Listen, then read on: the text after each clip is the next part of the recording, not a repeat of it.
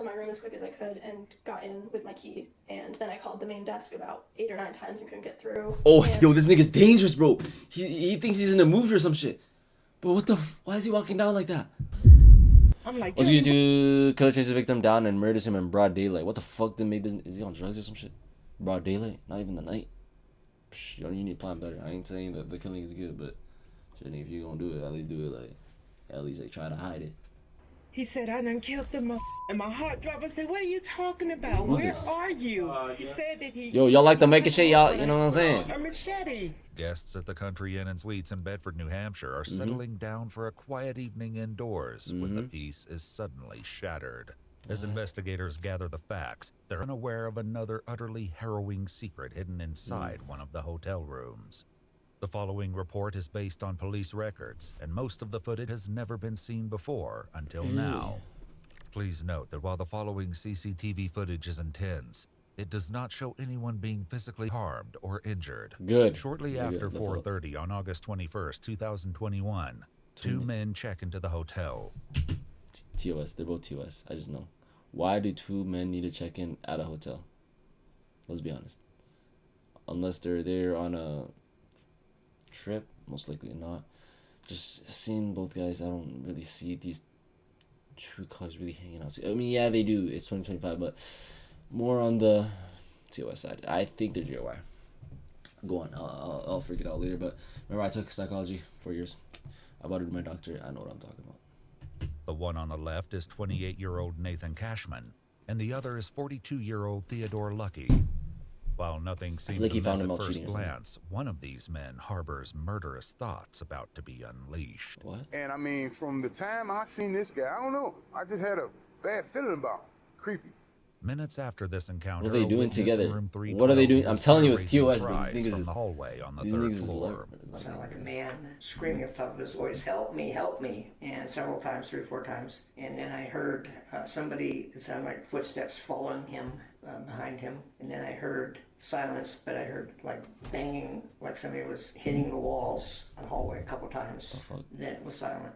And this is all things that you heard?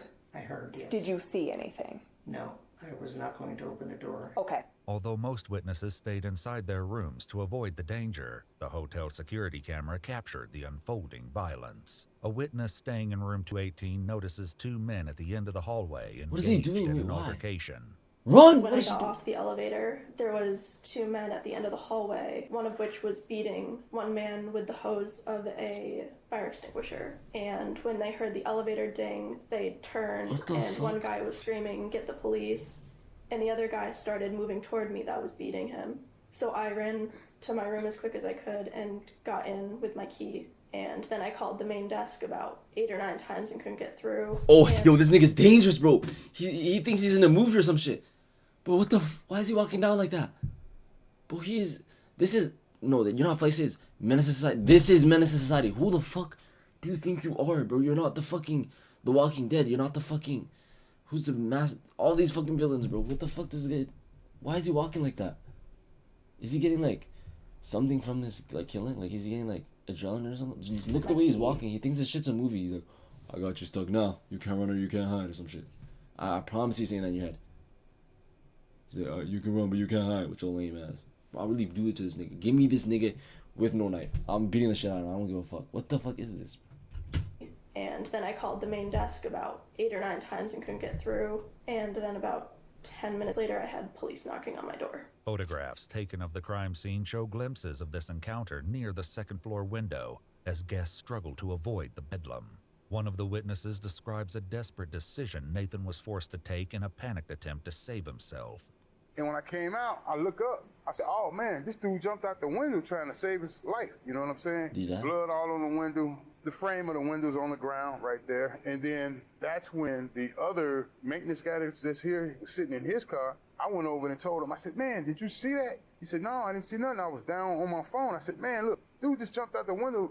2 minutes later, at least 2 minutes later, there's a white guy running around the corner. And then all of a sudden, the guy came behind him with the black guy with the red hair had a machete in his hand. This guy's way He stronger than him whacked too. him Like in the white back of guy's his stronger. head right before he went in. Oh, and wow, put boy, I like wish he another had- gash of many gashes this guy already had on him.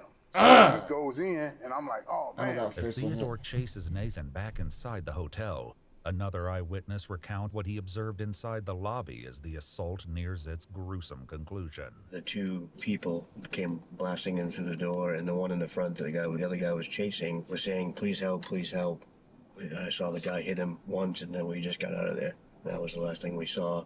Security camera footage further underscores Nathan's desperate struggle to escape the malicious assault as witnesses look on in horror. There's no way this nigga's calling. But do you want to die? But I swear these, and it's always us dying first, huh? It's always the nigga. I'm running. I don't care. You're on. How bad is the bills, bro? What the fuck is this guy doing? You see him walking. That nigga's on the phone while he's there. Not even waiting. Do you want to die? But I'm saying the bills aren't too high, bro. For your life, shit, nigga. What the fuck are you paying, my nigga? This nigga's car bill is probably like fucking 50,000 for him to do this. Like, what are you doing, bro? Like, please let me know. Why are you on the phone when he's in the room? Not even, he's 5 meters away from you. Look, he's right here. Read that ass, bro. As Theodore continues his relentless attack against Nathan, the front desk clerk inexplicably puts himself in grave danger while he's on the phone with a 911 operator. What is he doing? While it may seem that this situation is coming Look to how calm this nigga is. Are you friends with him? Yo, test. No, we gotta, yeah. Yo, check with this nigga. I ain't gonna lie to you. Check. end. Call Theodore us, is just getting started, call him. and another horrifying discovery remains to be uncovered behind the closed doors of this hotel. This horrifying attack in the lobby lasted almost He really came towards you and you're still on the phone. This nigga isn't human, bro. 4 minutes, but it'll take investigators much longer to uncover the reasons behind such a cruel assault. 12 minutes later, the medical team arrives to check on Nathan. Paramedics note a deep laceration across Nathan's neck, suggesting that his throat had been slit, and declare his death. Unsurprisingly, a medical examiner will later note in the autopsy report that Nathan died from multiple chop wounds of the head, neck, and body. As Theodore flees the crime scene, officers are unaware that they're about to receive a lead from an unlikely location over 250 miles away. What's going on? My wife just got a call from her son. Okay. Okay. He just killed somebody in New Hampshire. Okay, he just got out of prison, apparently, and it's been back. Play that one more time, my nigga. What the fuck? Okay. Okay. He just killed. For 250 miles away. What's going on? My wife just got a call from her son. And what? Okay. Okay. He just killed somebody in New Hampshire. Huh? So Okay, he's not. just got Okay, out. to be calling somebody and be like, yo, I just killed somebody. He's not that ill. I'm telling y'all, bro. There's some crazy niggas out here, bro. Nigga, check your shoulders, bro. You know, you do that shit for driving. I swear to God, check your shoulders. You walk in the dark, check your shoulders. Like, bro, it'd be like 2 minutes. I ain't gonna lie. I'm doing that shit right now. Every time I walk in the dark, nigga, I'm mind my own business. After 5 minutes, bro, come on, bro. You see this nigga? He's calling him. That's not mental illness. Is like killing them and not knowing you did. I promise you. This nigga's aware, bro. Out of prison, apparently, and it's been back and forth down here. And she come home, she's all upset. I'm watching the game, me and my cousin, you know, she blew my high. She tells me, Junior just killed someone. Where the hell was Junior at? He's in New Hampshire. I talked to him on the phone. Sure it was him? I'm positive it was him, okay? And he's telling me, Dad, I understand, you know, and I'm talking to him, Dad, so telling it's him your what son not to do. too. Hey, I understand what's We don't going blame on. him. Shit, I wouldn't He'll either. get killed tonight, okay? Because they're looking for him. More officers from the Asbury Park Police Department in New Jersey arrive on the scene, and Theodore's mother, Vivian Brown, relays vital information. I got a phone call from my son. He was hysterical. He was cussing, and my son don't cuss around me. He's like, Mom, you was f***ing right. You was f***ing right. I'm like, Junior, what? He said, I done killed the mother. And my heart dropped. I said, what are you talking about? Where are you? He said that he cut him up with a machete at some hotel or somewhere. And I was like, where are you? Where are you? He said, I'm in New Hampshire. I don't know where I'm at. I said, well, whose car are you driving? I don't know. Mom, I'm lost. I don't know. I'm just going to tell you. I'll just tell you that I love you. I'm saying goodbye to you. I'm going away for the rest of my life. I don't give a damn. He's dead. I'm covered in blood. I don't know. What was he in jail in the first place for? If he's As New Jersey was in officers jail for death, dispatch you know this what I'm saying? information For to the death. New Hampshire State Why Police, the fuck is he out? Vivian shares Not more only with that, Theodore. arrest every cop that let him out. I'm Prison, not Mother gonna lie. Day weekend made Unless he us like seven. escaped. Have you ever acted out like this before? That's why he was in prison the last time. According to online reports, Theodore was convicted of sexually assaulting a 13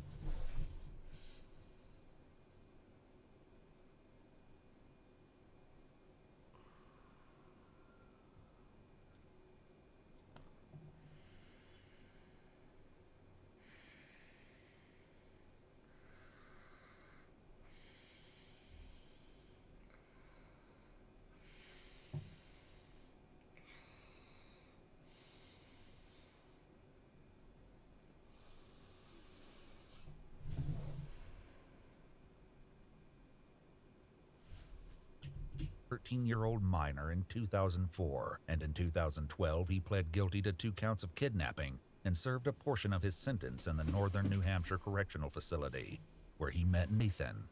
Do you know anyone by a Nate or a Nathan? He just got out of prison too. Okay. Evidently they were lovers in prison. Shocked by what their son Oh, what a shock.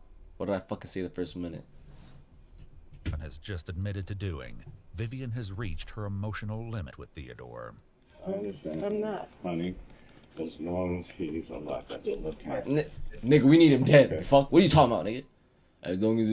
As long as he's dead, nigga, I'll be alright. What the hell? Fuck are you talking about? The fuck? And I know you have nothing to do with him. But shit, nigga. When he took that boy's life, he should have took his right along with it. That's the way I feel about it. You don't go around here killing nobody. I don't care what they do to you. You don't take nobody's life. I understand that, You don't honey. do that.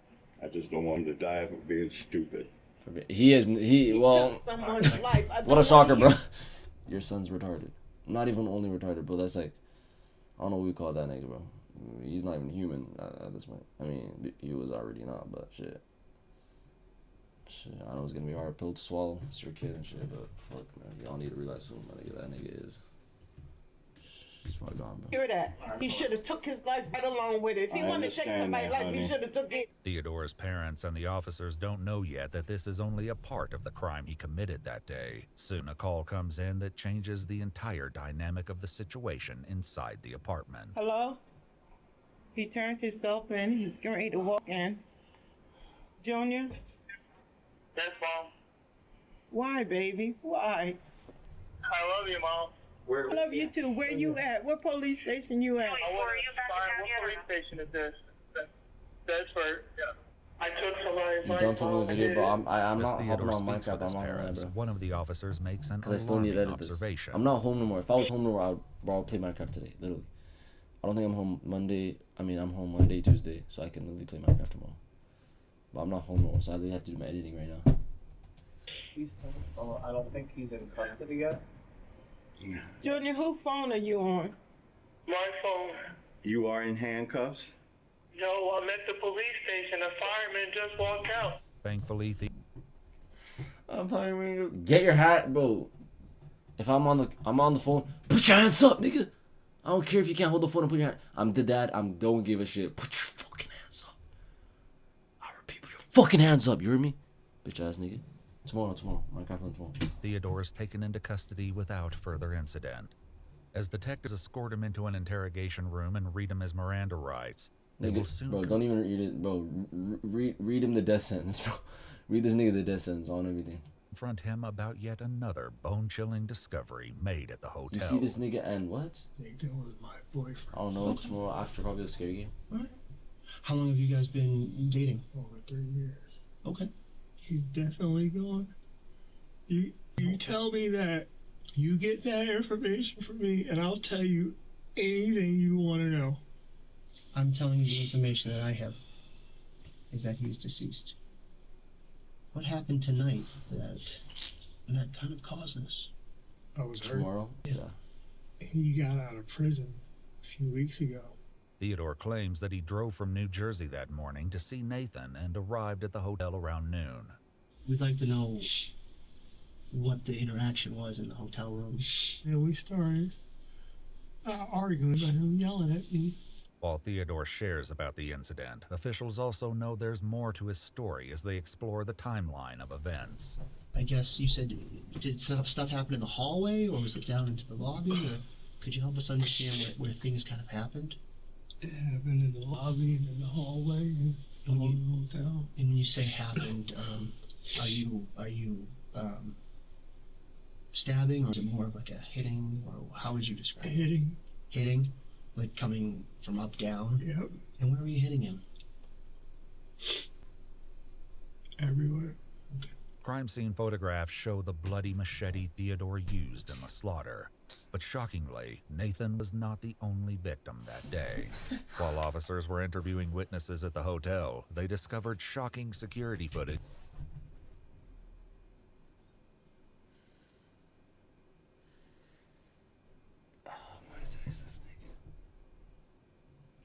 showing Theodore checking into the hotel earlier that day with 60-year-old David Hanford.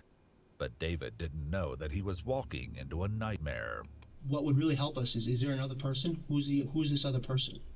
Later reports state that David is Theodore's ex-boyfriend and has known him for decades. Theodore later claimed that David believed they were at the hotel for a romantic weekend and knew nothing about his plans for Nathan. Who's the other gentleman that you were asking about? Is he... Dave. Dave? Okay. Where was Dave? In the room. So Dave was also in the room? In another room. Oh, okay. Did he come up with you from New Jersey? Okay. As officers started clearing the crime scene, they received information that there may be a second victim. As they cleared the hotel's third floor, they knocked and received no response from one of the rooms. Upon opening the door, officers found David completely incapacitated. So you're in the hotel with Dave, and how is he, he's bound to like the bed or tied to the bed? Wait, so you're telling me this nigga hits and then kills? You know how niggas be hit and dip? This nigga hits and kills, bro. He really hits and kills. Bro, there's something wrong with these TOS people, I'm not gonna lie. No. What the fuck? And did he do that sort of voluntarily, or was that something that you decided to do?